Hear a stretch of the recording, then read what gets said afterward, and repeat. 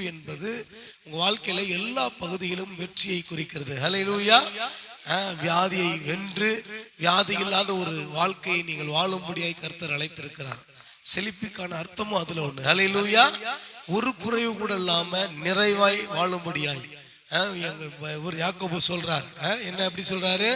எனக்கு வேண்டியதெல்லாம் உண்டு, உங்களுக்கு என்னென்னலாம் வேணுமோ அதெல்லாம் இருக்கும். அது பேரு ஒரு செழிப்பு. ஹல்லேலூயா. தேவனோடு நல்ல உறவாடுகிற ஒரு காரியங்கள் தேவனுடைய ஒரு செழிப்பாய் இருக்கிறது. ஹல்லேலூயா. நல்ல பணங்களை எடுத்து ஊழியங்களுக்கு கொடுத்து ஊழியத்தை பெருக செஞ்சு அதன் மூலமா அநேகருக்கு சுவிசேஷத்தை அறிவிக்கக்கூடிய காரியங்களுக்கு இந்த செழிப்பு உதவுகிறது. ஹல்லேலூயா. அப்ப செழிப்புன்னு நிறைய பேருக்கு செழிப்பு வருது.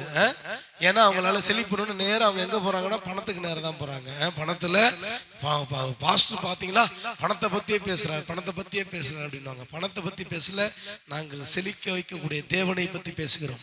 ஹல்லேலூயா. 2 கொரிந்தியர் 8:9 இப்படியா சொல்கிறது, நம்முடைய கர்த்தராகிய இயேசு கிறிஸ்துவின் கிருபையை அறிந்திருக்கிறீர்களே, அவர் செல்வந்தராய் இருந்தும், சொல்லுங்க, அவர் ஐஸ்வர்யம் உள்ளவராய் இருந்தும் நீங்கள் அவருடைய தரித்திரத்தினாலே ஐஸ்வர்யவான்கள் ஆகும்படிக்கு அவர் உங்கள் நிமித்தம் ஏழையாய் மாறி இருக்கிறார். ஹல்லேலூயா.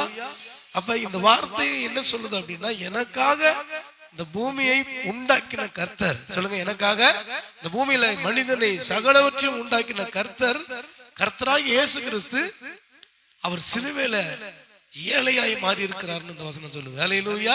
எதுக்காக அவர் ஏழையாய் மாறினாரா? நீங்கள் ஐஸ்வர்யவான் ஆகும் பொருட்டு, நீங்கள் செழிக்கும் பொருட்டு. சொல்லுங்க, நான் செழிக்கும் பொருட்டு. சொல்லுங்க, நான் செழிக்கும் பொருட்டு, நான் ஐஸ்வர்யன் ஆகும் பொருட்டு, நான் செல்வந்தன் ஆகும் பொருட்டு. சொல்லுங்க, நான் பணக்காரன் ஆகும் பொருட்டு இயேசு எனக்கா ஏழையாய் மாறி இருக்கிறார். நல்ல கரங்களை தட்டி செழிப்பிற்கான திறவுகோல இந்த மாலை வேளையில உங்க கையில கொடுக்கிறேன். இந்த ஒரு வசனம் உங்களை பெரிய செல்வந்தரா இந்த பூமியில மாற்றும். ஹல்லேலூயா. சொல்லுங்க, பெரிய செல்வந்தரா நீங்க மாறணும் அப்படின்னா இந்த வசனத்தை நீங்க நல்லா தியானிக்கணும். எல்லா சூழ்நிலையிலும், எல்லா ஒண்ணுமே இல்லாத நேரத்துல என் கர்த்தர் எனக்கா ஏழையா மாறி இருக்காரு சொல்லணும். ஹல்லேலூயா. அப்படி நீங்க விசுவாசிக்கும் பொழுது, அந்த வார்த்தையை நம்பும் பொழுது, அந்த வார்த்தையை விசுவாசிக்கும் பொழுது கர்த்தர் உங்க வாழ்க்கையிலுடைய இந்த குறைவுன்ற பகுதியை டெலீட் பண்ணிடுவார். ஹல்லேலூயா. உங்க வாழ்க்கையில எங்கேயுமே குறைவு இருக்காது. ஹல்லேலூயா.